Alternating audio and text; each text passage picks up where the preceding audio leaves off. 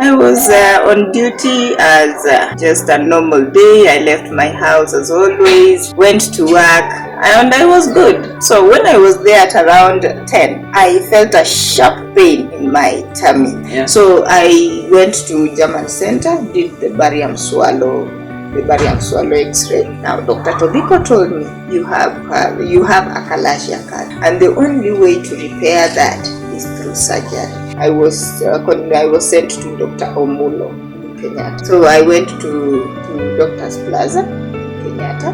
I explained to Dr. Omulo. After he saw my barium swallow and everything, he was able to book me for surgery in Nairobi West. So they told me, you go back home, wait for the NHIF to approve. After the NHIF has approved, the amount they'll pay for you, the remaining amount, you will have to pay it by yourself.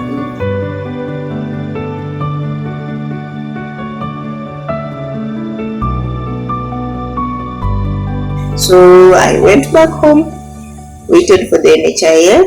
A good colleague of mine, helped me, and the NHIF was approved in 2 days. So they paid 200,000. Yeah. And I had to raise 150,000. Yeah. So my colleagues in school, they did their best for me. My family, for those who came through, I say thank you. And especially my partner. He bought the expenses. He said, I think he really wanted me to get better. Yeah, of course. And he was the one who gave the better part of the money. Yeah. So in July again, I was in for surgery again. So we went. I was told the day the doctor will be there, so we went for the surgery. And mine, I was done for the helamyotomy, where we had the external cutting, the insertion of the tubes in the lungs for it to drain water and all that. So the surgery, I went for the surgery at around 1, and I went back to the ward at around 6. So my partner, 6:30, now for him, they told me the surgery will take about 2 hours. So for him, it calculated by 4, I will be done. So he came back to the hospital at 4. He stayed with me the entire day until they took me to the theater. So he left, went for a walk, and then came back at 4. At 4, I'm not back. 5. So he is anxious. He's asking them, what is happening? Where is she? Why is she not back? You told me. She will be back. Yeah. And now he's alone. He's not calling anyone. He's quiet because now everybody knows I've gone for surgery.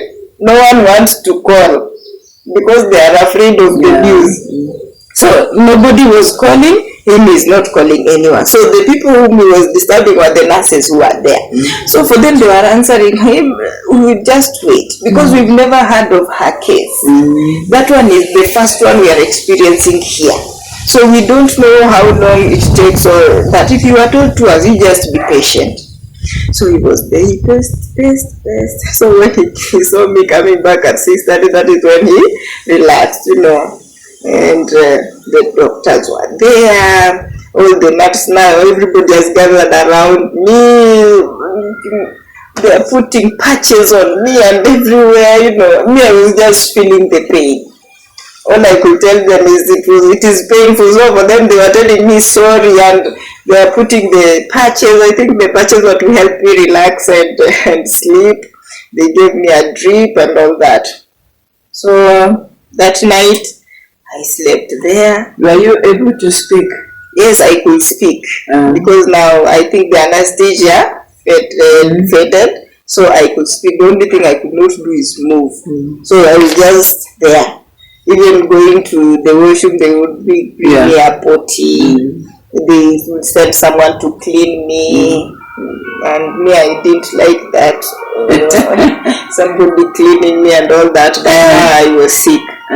So yeah, they did that for the entire night. The following day, until when Dr. Omulo came back and said all is okay now. Yeah. We can remove the pipe they put in my lungs. So they removed it, and I was now after they removed the pipe, I was good. I could now sit, but I couldn't sit all upright because now so I would sit like this. So the cut was. Yeah, it was. They did it on my back around the ribs, and then for the cutting, there's that the pain is still there. It's not healed yet. I cannot carry anything heavy, so yeah. So when he removed that, they patched me up. I stayed there for an entire night for observation, and they told me, yeah, you're good. You can now go home, because I also didn't want to stay in the hospital, because now the patient who is next to me is now even more sick than me, and I say, no, me, I'm well. I want to go home. So I just stayed there for one night, and I told them I want to go home. So they discharged me. Yeah, but before the discharge, they had to do an X-ray to make sure that I'm all right. So I was discharged. I came back home. Right now, I can't do anything. I can't carry anything. I can't cook. I can't eat. But you can cook. I could not cook that time. Yes. Yeah, that time. And the food, they told me no solid food, so I could only take some soup, the soup. But at least the soup was not getting in. No, smoothly. Yeah. That one there was no struggle. I could now take the soup. For once in after a very long time now, I can eat without struggling. Yeah. So I took the soup. Now after 2-3 days, we now introduce the porridge, the milk. We go on to introduce the mashed bananas. So I couldn't eat anything dry. Yeah. So even the bread, I still had to put it there. The ugali, I still used to mash it and all that. The chapati, no. That one I did it later on after some time. But until now, I still can't eat dry food. I have to make it soft first before I have to chew it properly. I have to eat little food, bit by small amounts after a short while. I can't just eat once below nasema nitakula breakfast sasa. I eat lunch, then I wait for supper. No. For me, I eat small portions, but at intervals like that. Yeah. So after the surgery, how about the recovery period? Yeah, the recovery period was a smooth one. My friends were there. My husband was there to help me recover. Yeah, that is always the hardest time. Yeah, because now you need the money, and I used to go back to the doctor. So immediately after the surgery, I came back. After 2 days, I went back to the hospital so that he could check how the wound was tearing on, if there is any pus. But where they inserted the pipe, there was a pus coming out. So that one I kind of helped myself. I used to go into warm water, put salt, and then I take a wipe. Then I was able to treat it, and it got well. The other part, the doctor checked for, I went there for around 3 months. Were you able to walk around or by yourself? Yes, walking I could immediately after the surgery. Yes, I could walk after the surgery. But now I was careful. You couldn't step on a stone. Because if you step on a stone, the pain, you feel the pain where the wound is. So I used to watch my step, flat ground. How long did it take you to move out of the house, to walk out where you can step on a stone? Okay, I took about 3 weeks in the house. Yeah, so because they given me a leave of 3 weeks, so I took around 3 weeks in the house. And then after 3 weeks, I had to go back to work. But lucky me, we were closing school, so there was not much to do. So I went back. So I used to watch my step. you step like you're stepping on fire, you know.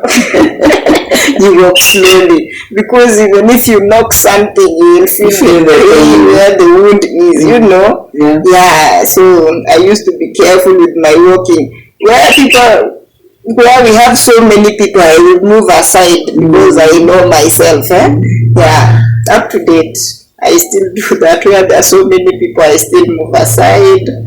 Where there's a lot of crowding, I kind of excuse myself, yeah, because of the pushing. I still can't use my left side to carry anything heavy, because the moment I lift it, the wound will start pain. I will feel that pain.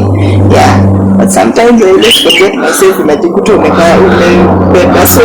I will feel a lot of pain, and I'm like, no, what is paining me?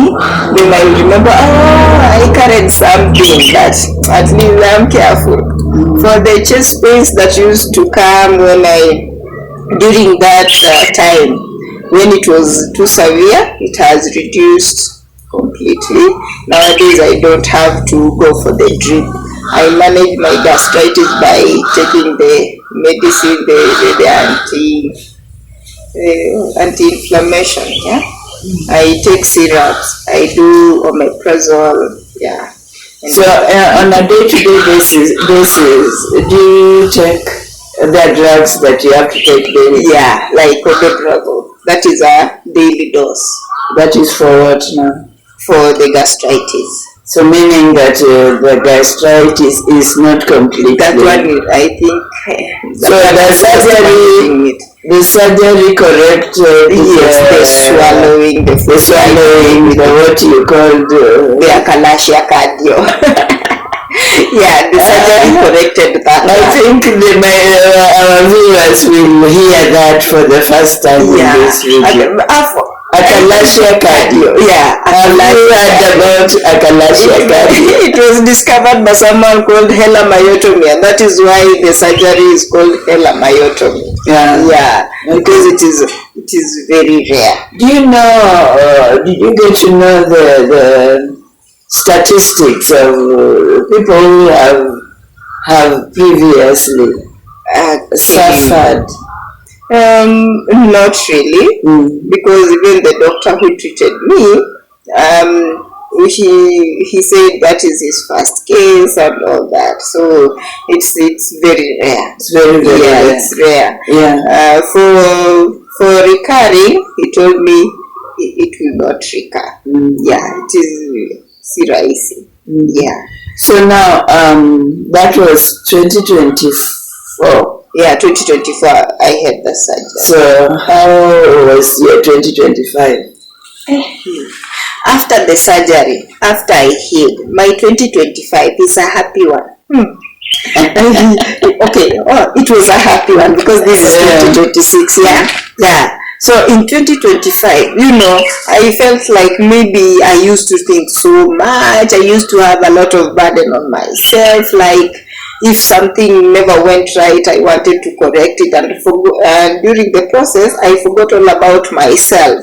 I never used to live for myself, I always did everything. I want everything to be perfect. That if something went wrong, I felt like I am supposed to correct it immediately. By 2025, and after the disease, I decided I will live for myself. In as much as my family is there, I will do everything for myself, for them. But also, I have to remember that I should always be happy.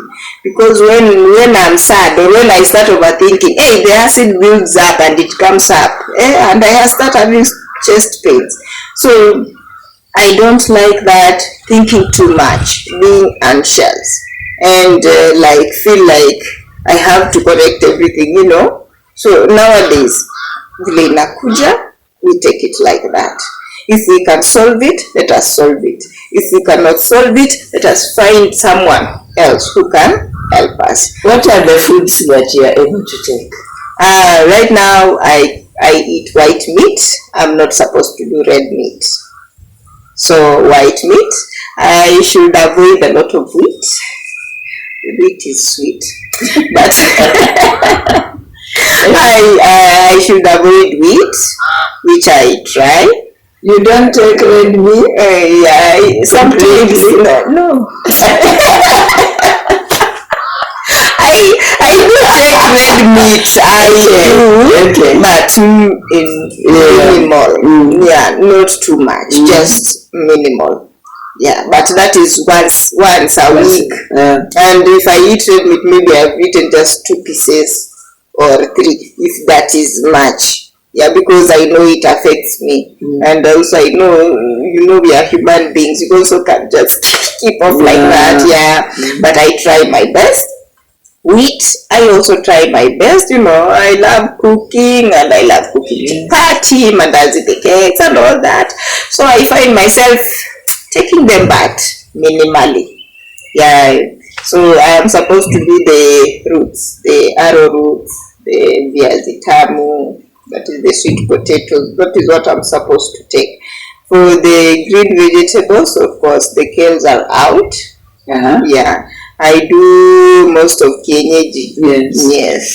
So those ones I take. For fruits, most of the time I eat like watermelon, because I'm afraid of the other fruits. Yes, they might have acid, and they go trigger. So most of the time I will take watermelon. The pineapple and oranges. I don't take completely, because pineapple, it did me once. I will never forget that one. I had not even swallowed it, but the pain that I felt, that one was before the surgery. That is the last day I took pineapple. I've never taken it again. So I tend to stay away from so much. Even the tomato, my food cannot be prepared with tomato. So for tomato, I substitute with carrots. So for the other people, I'll cook for them with the tomatoes and everything, but for mine, I'll cook separately. So in your house, you make 2 pots? Yeah. A pot for yourself and pot for the family. Yeah, and they understand. And sometimes they will just eat this one of mine. Do you take sugar and salt? Yeah, I take sugar, I take salt, but tea leaves, I take it once in a while, because sometimes it also brings up the acid, the tea leaves. But previously, I could not take the tea leaves completely. But now, I introduced them actually in April this year. Last year? No. Yeah, April 2020. No. In 2025. 2025. December. Yeah. Yes, so I introduced it in December. That is when I started taking the tea leaves. Yeah, so for the others, I used to buy them tea bags if they didn't like the Milo, the chocolate that I was taking. Yeah. Gosh, okay. Now tell me a little bit about your mental state. From the day you started falling, you fell sick, throughout the time, the transition period until the surgery. When I fell sick, that first day I went to the hospital with the stomach pain. I felt like this is a normal disease. It's just like malaria. So I was okay, okay with that, through all that, and I was like, hey, it is okay. It is just a normal disease, and it will go. You get cured. So I was okay. But as we progressed now through 2022 to 2022, when Ikiisha, now that is when it started hitting me. So even I had insomnia. I couldn't sleep. So I used to sleep, because I used to tell myself, what if I sleep and then never wake up? Because now, somebody who is weighing around 69 kgs to 70 is now weighing around 50, 49. Even the weight, I never used to take it. Even the clothes I used to wear, none of them could fit me. If I went to a shop to buy a cloth, I would fit size 26, and I'm like, what is happening? So, I was like, I would sleep and never wake up. What if I walk out there and, I'm not clear-headed? So that is why I think I was most of the time in the house, because I'm not clear-headed. I have so much on my mind.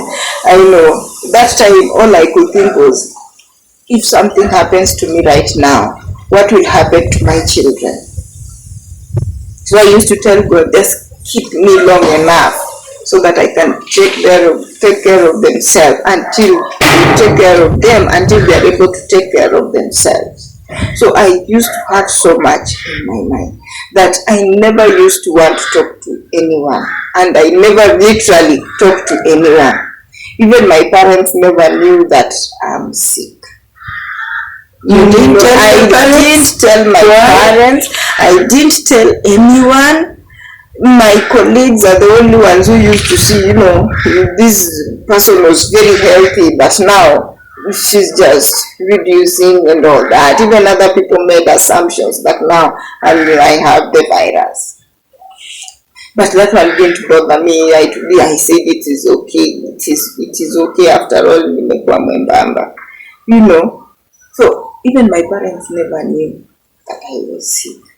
I told them I was sick. That is in 2023, when I was having the surgery. That is when I called them, told them I've been sick and all that. And now my mother became worried, Yeah, and I didn't want them to get worried. So I really didn't tell anyone at home until 2023. Nobody knew what I was going through.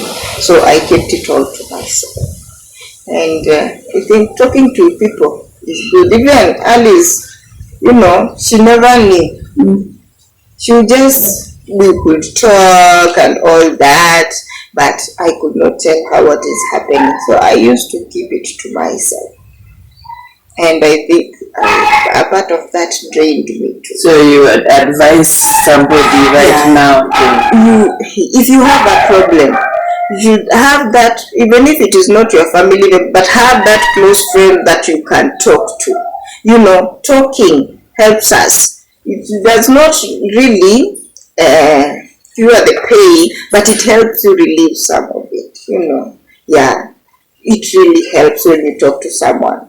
Even out there, it does not necessarily mean that when you just leave your house, you will walk and all of it will go away. No, you have to have someone to walk with. Make stories. When you talk, you forget. You forget about it. So by the time you come back remembering that I have my problems and all that, that is maybe in the evening when you are all alone and all that. But we should at least keep some friends, not so many. You can keep about one or two. You can talk to your spouse if he's an understanding person. They also offer support, but let us not keep everything to ourselves, because that is where depression starts. Because I think Alice saw this girl is going to suffer from depression, and that is when she decided it is time I talk to her. Yeah. And that is when now I opened up and all that. So she, most of the time, I never used to visit anyone. So she's the one who used to come to my place. So we got used to that, and I also started going to her place. I would call her and ask her, are you there? So I would go. Whenever when I feel like I'm down and I feel like I want to cry, I would go there. I would cry my heart out. And all she could do, crying was good. It was good. All she could do is she would let me cry as long as she would just let me cry, and she offered me a shoulder to cry on. Up to date, if I feel like crying, just are you there? Yes, come. I would cry, and then after that she asked me what is the problem, because I've now let it out. I can now talk. That is, we should keep people to talk to. At least right now she exposed me. I know one or two people through her, including you. I could just see people hi and I go my way. Maybe I have a weakness of not knowing how to make friends. I don't know, but yeah. You are truly a miracle. I am a miracle. He's a miracle. Going for years without food, and I survived. And still going to work. Yes, and teaching little children. And I never liked the urge to do that. I thank God. He has done it for me. I don't think I would have made it this far. Yeah. I don't think glory is given to him. Yeah. He did it for me. He did it for my baby. The other one, the big one. Yeah. When I'm not around, she knew I had gone to the hospital. Or she would always know that I've gone to the hospital. Or whenever she would see Sally is going to our house to pick them, she would just know our mommy is not around. She has gone to the hospital. So when I come back now, she will look at me, come to where I am, then the tears will start flowing. Hers. She would cry. So the only thing I used to do, I would just hold her in my arms. She would cry. So I just used to hold her little. Then after crying, she would tell me, now I'm fine, ma'am. She can now go to play. So there is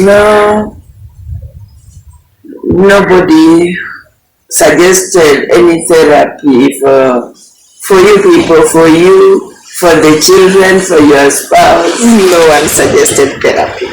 No one. But I think we learned to get through our tears and the bond that we had, the close bond that we had, Yeah, so I think that helped us get over it. Do you think that this situation cemented your relationship, your marriage, or did it? It did cement it, during trial times. That is when you know who your true friends are, who your close relatives are.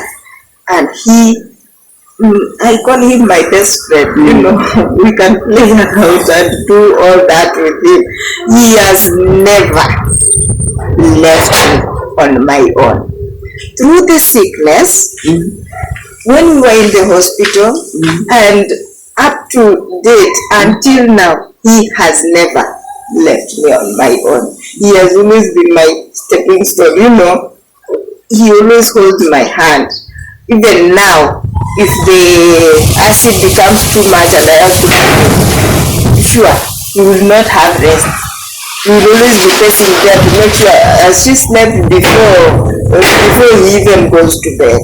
So all the other spouses, are you listening to this? We say thank you to God for him. Yeah, he's the best. He is God sent. Yeah. My daughters, even if when the acid reflux starts, they'll always be there. Either with a cup of water or someone holding the medicine. They make sure I have taken it. Then after that they ask, do you need anything else? Before they even leave that place, they have to make sure. They make sure that I have really calmed down. Then they will now feel comfortable and go to play. They are there for me. In such a young age, they are there for me. And I feel blessed for them. Yeah, the Bible says you have to thank God. Yeah. In every situation. And in any situation, look for the positive side, because there's always a positive side of a situation. Yeah. So do not dwell on the negative. Even Alice told me, you're not supposed to think of what will happen to your children when you leave. Think of the positive part. I will be there as they grow up. This is what I am going to do. This is what I will do for them and all that. Yeah. And that encouraged me. So I never used to think of what would happen to them when I'm not there. I thought of what memories are we going to make for this time that we are together. Yes. So we would go out, we would go, even if it's just going to eat ice cream, we just take ourselves to eat ice cream, take photos, funny videos and all that. Those are memories that we are making. My spouse is there. We would play. Sometimes he forgets, when we are in the house, that is when we see the playful part of him, yeah? But when he's out there, or when he's angry, that is when you know now, hey, now the father is back. But when the playful part comes, the dad is here. Yeah. So we call him dad. That is true. Yeah. So I think that has made the bond between us stronger. So again, we thank God for that, because not all spouses would stand with you, support you that much. So again, this is God. So in your life, you every step of the way you can say that is God. It is God. God who has walked you through. He has walked me through. And it's God who made you go through this and gave you the strength to go through it for a purpose. No, they say God cannot give you something that you cannot overcome. And if He gives you, He will give you the strength, the courage to do it. Yeah. So did all this impact your spirituality, your closeness to your God? It did. Because during that time, I forgot, I used to believe my prayers will be answered. When you are in trouble, that is when now people start telling you, there is a prayer for the pastor somewhere. Let us go and visit him. He will pray for you. Miracles will happen and all that.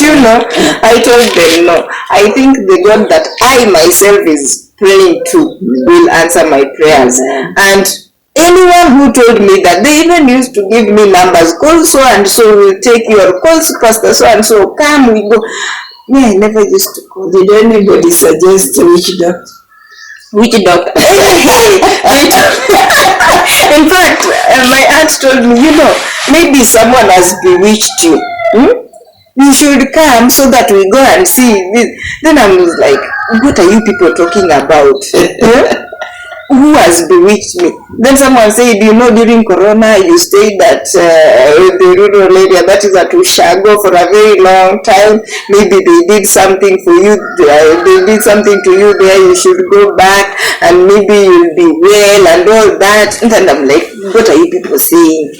Then that is what made me not call anyone during that time, because now people are starting to fill me with ideas of, you should go see pastor so and so, you should go see herbalist, this person has these herbals, they will help you, these herbs, they will help you, and all that. I think that made me cut off the calls. So I said, I will go on my knees, and I used to pray. Every morning, every evening, I will hold my kids' hands, or even after they have slept, even like the middle of the night, whenever my chest will start paining, I will wake up, sit on that bed and start praying. Then I will tell my God, let your will be done. So this brought you closer to God. It really did. I prayed. Because at times the chest pain will start in the middle of the night, and you're like, now, what do I do? So all I did was pray, take medicine. The time it will take effect, well and good. But I'm not going to go to any pastor to tell me this and that. And all that. So even in church, I used to go to church. Yes, ACK. I would go. My children would go to Sunday school. I would sit, listen to the sermon, do everything. Once the church is done, I will take my children, go back home, lock myself in the house, because I don't want to listen to the rumors people start giving me. You are going to ACK, that is not a spiritual church. And I'm like, which spiritual church are you talking about? The one people are jumping up and down over Dr. Ezekiel. Even someone who suggested to me, go to Dr. Ezekiel. So you got to have your stand. Yes. You got to know who you are. You got to know what you want. Yes. And stand, and you got to know your God. Yes. God. And He has never failed. If you pray sincerely, God never fails. He has never failed me. We are all sinners, but when you repent and you have faith, they said if you have faith as little as the mustard seed, you can move mountains. Just have faith and ask God what you need in faith. It will be done. Wow. This is This is a beautiful story because I am sure somebody out there probably suffering from this and is wondering where is my life getting to. Even if you are suffering, you go to the hospital. In as much as you are getting those medicine, usisahau Mungu. Don't forget to pray, because the medicine will be given, but He is the ultimate healer. Yes. So take the medicine, but don't forget to go on your knees. Your prayers are more powerful. Forget about people praying for you. Let them come support you praying. You support your prayer. You've already prayed. So hao wanakuja kupush to prayer yako. But don't wait for someone to come and pray for you. Yet you yourself are not praying. Why are you believing in this person who is praying for you and you are not believing in yourself? And it's your faith that heals you. Yes. It's not somebody. Even all the miracles that Jesus did, it is the faith of those people that healed them. Exactly. Not okay, Jesus did the miracles, but it is the faith in them that healed them. How do you feel like, okay, how often do you now get sick? Okay, since I left for surgery, since that surgery, I've never gone to hospital. Good. The only thing I do is take medicine and watch my diet. And watch your diet. Yes. But I told myself I don't want to step in a hospital again. Hospital ilikuwa imenizoea. They would prick these hands with needles and I would just sit there and tell them, you just do what you want now. Because I wouldn't feel. But right now, I don't want to go to the hospital. Let it be something else. Cutting short? Cutting short? I'll encourage everyone. God is everything. Never give up in your life. And always know, it is only God who has the keys to our lives. Nobody has your fate, destiny. God is the one who has the keys to your life. And always remember, He has given you authority to take back what the enemy stole from you. There's this song that goes like this. I'm taking back what the enemy stole from me. In the name of Jesus, I'm breaking off every lie that I once believed. The one who lives in me has all authority. He's given me authority to push back the enemy, to fight from the victory, and it's about time I use it. He's given me authority to push back the enemy, to fight from the victory, and it's about time I use it. So use the authority that God has given you. You are capable. Use the authority that God has given you. That is the parting shot. Thank you so much, Masy. You are an amazing person. I can say that from experience. Masy is an amazing person. Without listening, hearing this, you would not know she's gone through. I am selectively talkative, let me say that. I can talk too much. And I can vouch for her mental state. She is strong. She's a strong woman. We are asking that you also in your state, whatever it is you're going through, be strong. And strength will come from God. What Masy has said, strength will come from God. Know your God and pray for yourself before you ask anybody to pray for you. Thank you so much. This is a story about Masy and which disease is that? Achalasia Cardia. Achalasia Cardia. Most of you will go to Google and do. Yes, and if you have any question, please feel free to put it in the comment section. Ask Masy will come back to answer all questions regarding Achalasia Cardia. Until next time, remember to subscribe, to click on the notification bell, to comment, and to share. God bless you.